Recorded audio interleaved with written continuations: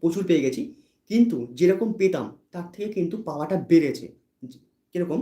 সবথেকে ইম্পোর্টেন্ট যে কনসেপ্ট, যখন আমরা কোনো কিছু কিনে টাকা পেমেন্ট করি, ঠিক আছে? এটা একটু ভালোভাবে বুঝবেন। যখন আমরা টাকা পেমেন্ট করি, তখন এনার্জি কি তার উপর ডিপেন্ড করছে নেক্সট টাইম কতটা ওয়েলথ আমাদের কাছে আসবে। তো যখন আপনি টাকাটা পে করবেন, তখন খুশি, খুশি আনন্দের সঙ্গে পেমেন্টটা করতে হবে। এবার সেটা করতে আমাদের অসুবিধা হয়। তাহলে আমরা কি করব? যখন আমরা পেমেন্ট করব তখন এটা ভাববো বা এটা বলবো, "thank you, more money for me." মানে ধন্যবাদ, আমার কাছে আরো টাকা আসছে। মানে আপনি ধরুন কোথাও গেলেন, ৳১০০ বিল হলো আপনার খরচা। ৳১০০ যখন আপনি দিলেন, দেওয়ার সময় আপনি এটা বলছেন, "থ্যাংক ইউ, আরো টাকা আমার কাছে আসছে।"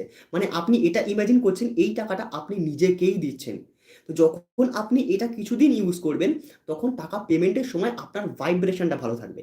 তো টাকা পেমেন্টের সময় ভাইব্রেশন ঠিক রাখবেন যদি, তাহলেই দেখবেন টাকা আবার মাল্টিপ্লাই হচ্ছে বা আপনার কাছে ঘুরে আসছে।